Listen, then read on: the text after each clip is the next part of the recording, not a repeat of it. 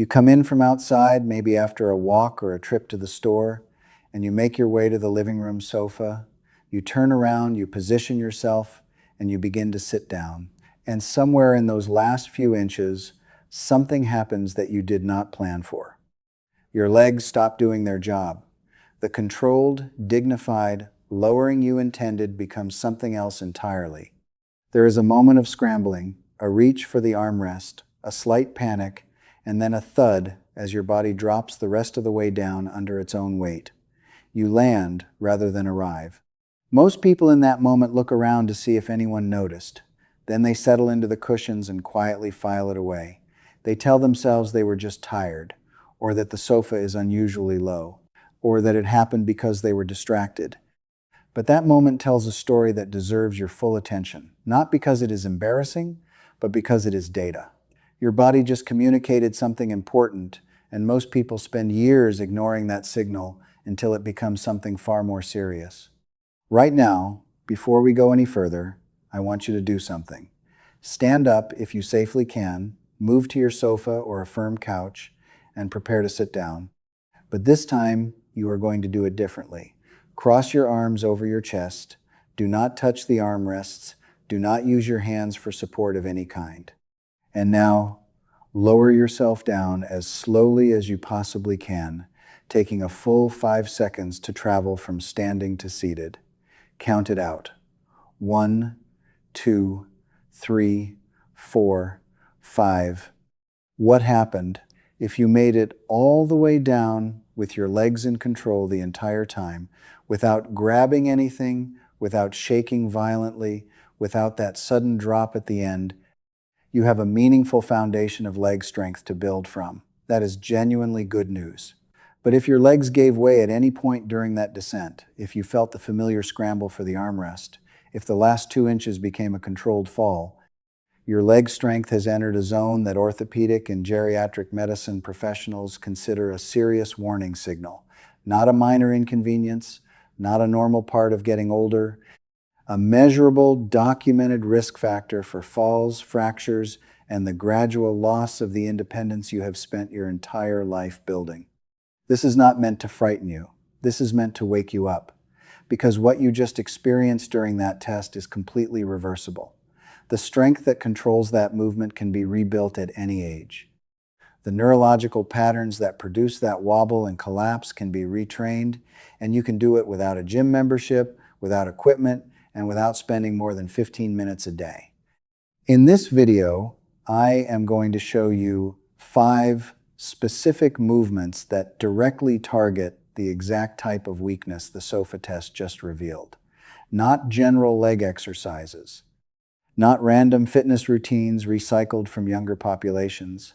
5 movements designed with precise physiological purpose for the exact muscles, fibers, and neural pathways that fail first after 60. If this is your first time here at Liberty Aging, I want you to subscribe right now and hit that notification bell. We publish evidence-based movement content every single week, specifically for adults over 60 who are serious about protecting their independence for the long term. And before we go into the science and the movements, I want to ask you to drop a comment below right now. If you made it through the SOFA test with full control, type the word solid. If your legs gave way at any point, type the word working. There is no judgment here, only honesty and a plan. Tell me where you are starting from. Now, let's get straight to the solution. Here are the 5 specific movements to rebuild that foundation. Movement 1, the slow descent chair, lowering, rebuilding eccentric quadriceps control. Think about the last time you were at a restaurant, maybe a family dinner or a lunch out with a friend, and you pulled out a chair that was a little lower than you expected. That moment of surprise as your legs struggled to control the extra distance, that catch in your breath, that was your eccentric quadriceps control being tested under real conditions, and the fact that it surprised you is exactly what this movement is designed to change. Here is how you do it. Stand directly in front of a sturdy chair, the kind with 4 solid legs and no wheels. Your feet should be hip-width apart, toes pointing slightly outward. Cross your arms over your chest or fold them in front of you. Do not use your hands for balance unless you absolutely need to. Now, begin to sit down, but make this descent last a full 8 seconds. Not 4, not 6, 8 full seconds of controlled lowering. If you need to count in your head, do it. When you reach the seat, stand back up using your hands on your thighs for assistance if needed, because the work in this movement is all in the lowering, not the standing.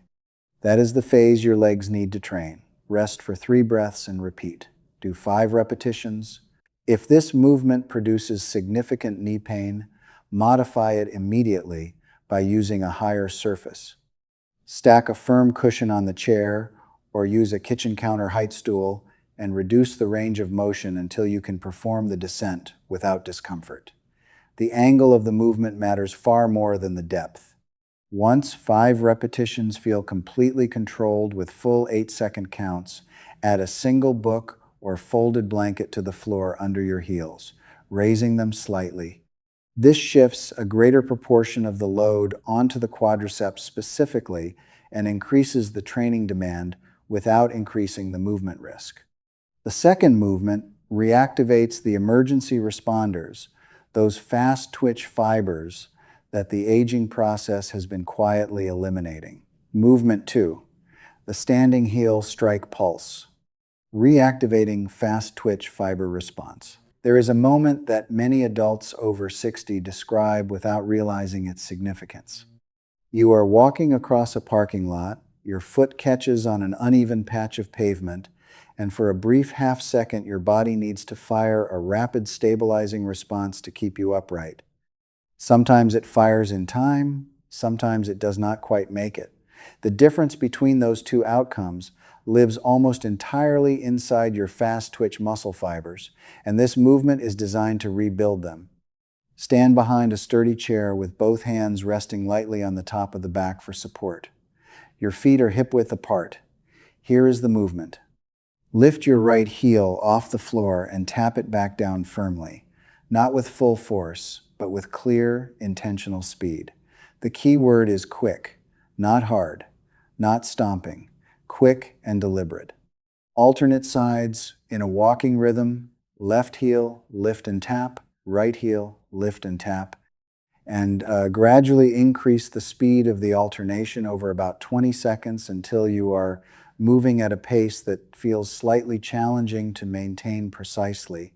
Do this for 30 seconds, rest for 45 seconds, and repeat 3 times. The modification for limited mobility is simple. Reduce the speed entirely and begin with deliberate, slow heel raises and lowerings.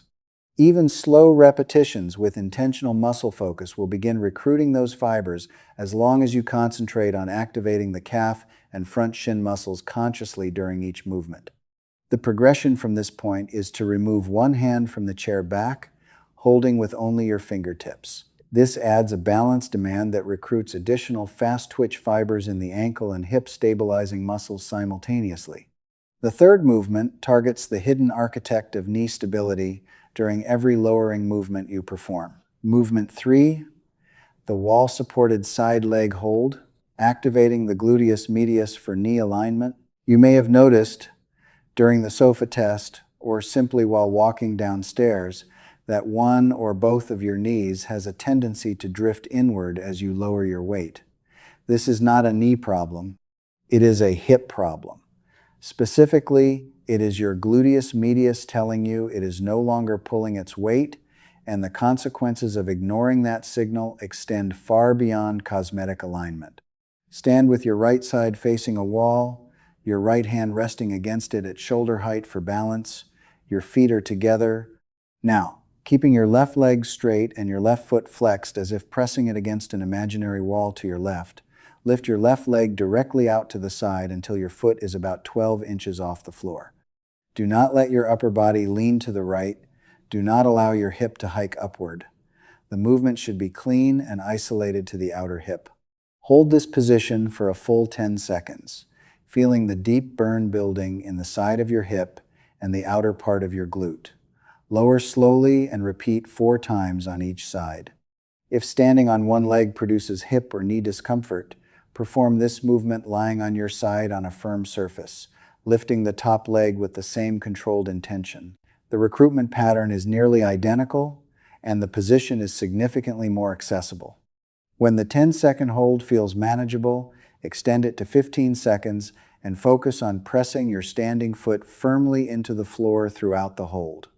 This co-activation of the standing leg while the working leg is loaded closely mimics the actual demands of the sofa test descent. The fourth movement ensures your brain can communicate with your legs quickly enough to actually use that alignment when it matters most. Movement 4, the head turn balance hold, training your brain to talk to your legs faster. There is a particular kind of vulnerability that develops quietly after 60 that most fitness programs never acknowledge. You can be standing, apparently steady, and then something shifts in your visual environment. A car passes, a grandchild runs by, a shadow moves, and your balance suddenly feels uncertain in a way it never did before. This is not imagination. This is measurable neurological slowing of the motor response system, and it can be directly trained. Stand behind your sturdy chair with both hands available for support but not actively gripping it. Shift your weight gradually onto your right foot until the left foot is barely touching the floor, just the toes making contact for minimal security. Hold this for 5 seconds. Now, while maintaining your weight on your right foot, slowly turn your head to the left and hold it there for 3 seconds.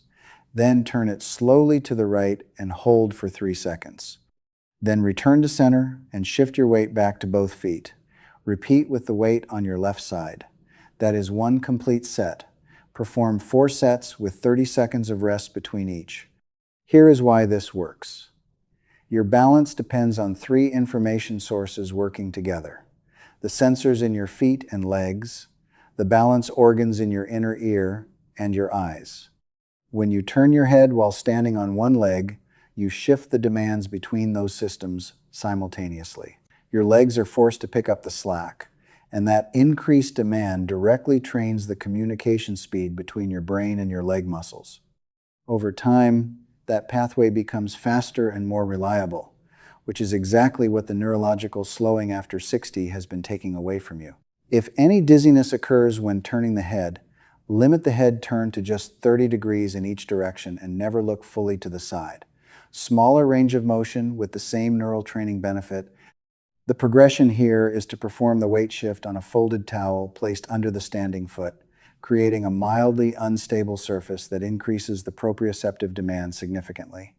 The fifth and final movement brings all 4 elements together into the exact pattern your sofa test revealed was missing. Movement 5, the braked chair landing. Full integration of all 4 training elements. This is the movement that connects everything. If the first 4 movements are individual instruments being practiced separately, this is the performance where they all play together. And the moment you feel this movement clicking into place, the moment you feel your legs genuinely braking and controlling the descent all the way to the bottom without scrambling, you will recognize it immediately as the feeling you want every time you approach a sofa, a car seat, or a staircase. Stand in front of your sturdy chair, hip width apart, toes slightly out. Place both hands on your hips rather than crossing them over your chest, which allows you to feel whether your hips are staying level throughout the movement. This is important because it gives you real-time feedback on your gluteus medius engagement. Now, before you begin descending, take one deliberate breath and consciously engage your quadriceps by gently straightening your knees against gravity. Just a small activation signal to wake them up. This is not a visible movement. It is an intentional neural prime. Now begin your descent. Count 6 full seconds to reach the seat. As you lower, actively press both feet into the floor as if you are trying to push the floor away from you. Keep your knees tracking directly over your second toe throughout the entire descent. Feel your outer hips engaging to maintain that alignment. At the 2-second mark, pause your descent completely for 1 full second, holding your position mid-air, then continue lowering for the final 3 seconds. That mid-descent pause is the integration moment where all 4 previous movements are firing simultaneously. It demands eccentric control, fast twitch stability, gluteus medius engagement, and neurological precision all at once. Lower fully to the seat, rest 3 breaths, stand up using whatever assistance you need, and repeat 4 times. The physiology of why this integration movement accelerates your progress is rooted in a concept called transfer specificity. Exercises that closely replicate the pattern, the range of motion, and the demands of a real-world movement produce significantly greater carryover to that movement than exercises that only approximate it. Every other movement in this program has been building a specific capacity. This movement teaches your nervous system to deploy all of those capacities in the exact sequence and timing that the SOFA test demands. The mid-descent pause is particularly powerful because it forces the nervous system to re-recruit the stabilizing muscles from a momentarily stalled position, which mimics the unpredictable nature of real-world balance challenges. Modify by reducing the pause duration to a half second if holding the mid position is too challenging. Extend it to 2 full seconds once the 6-second descent feels completely controlled. The progression is to perform this movement in front of a mirror so you can observe your knee tracking and hip level in real time, adding the visual feedback loop that accelerates neuromuscular learning substantially. What you felt during the SOFA test today is not just a movement problem, it is also in part a nutrition problem, and fixing one without addressing the other leaves half the solution on the table. I want to talk about vitamin B12 because this is the nutrient that directly governs the nerve health we discussed earlier, and it is severely underappreciated in conversations about senior leg strength and fall prevention. Vitamin B12 is essential for the maintenance of the myelin sheath, which is the protective coating surrounding every peripheral nerve in your body, including the motor and sensory nerves running from your spinal cord down through your hips, your thighs, your calves, and into your feet. When B12 levels are insufficient, myelin integrity deteriorates. Nerve signal transmission slows and becomes unreliable. In the legs, this manifests as tingling, numbness, weakness, impaired balance, and critically, a reduction in what is called proprioceptive acuity, meaning your ability to accurately sense where your limbs are in space without looking at them. When B12 deficiency erodes proprioception, your fall risk increases substantially, even if your muscles are relatively strong. The absorption of dietary B12 requires a protein produced in the stomach called intrinsic factor. As you age, the stomach lining atrophies, intrinsic factor production declines, and the ability to absorb B12 from food diminishes significantly, regardless of how much B12 you actually eat. Blood tests can reveal B12 status, and your physician can guide you on appropriate supplementation. The second nutritional element I want you to know about is shelled hemp seeds, and this may be one of the most underutilized foods available to older adults focused on muscle health and recovery. Shelled hemp seeds, also called hemp hearts, provide a complete amino acid profile, meaning they contain all 9 essential amino acids that your body cannot manufacture on its own and must obtain from food. But beyond their protein content, hemp seeds deliver an exceptionally well-balanced ratio of omega-3 to omega-6 fatty acids, which is directly relevant to inflammation in your muscle tissue. After resistance exercise, your muscles undergo an inflammatory response as part of the repair process. In older adults, this resolution is often prolonged and incomplete, creating a state of chronic, low-grade muscular inflammation that actually impairs the rebuilding process rather than supporting it. The omega-3 fatty acids in hemp seeds help modulate and resolve this inflammatory response, creating a cleaner, more efficient muscle repair environment. 3 tablespoons of shelled hemp seeds added to a morning smoothie, stirred into yogurt, or sprinkled over a salad provides approximately 10 grams of complete protein along with these anti-inflammatory fatty acids. It is one of the simplest nutritional additions a senior can make. When you did the SOFA test at the beginning of this video, something important happened beyond the physical result. You paid attention, you asked your body a direct question, and you listened honestly to the answer. That willingness to look clearly at where you are without denial and without despair is the foundation of everything that comes next. 4 weeks from now, if you practice these 5 movements consistently, you are going to sit down onto that same sofa and notice something different. The descent is going to feel more deliberate.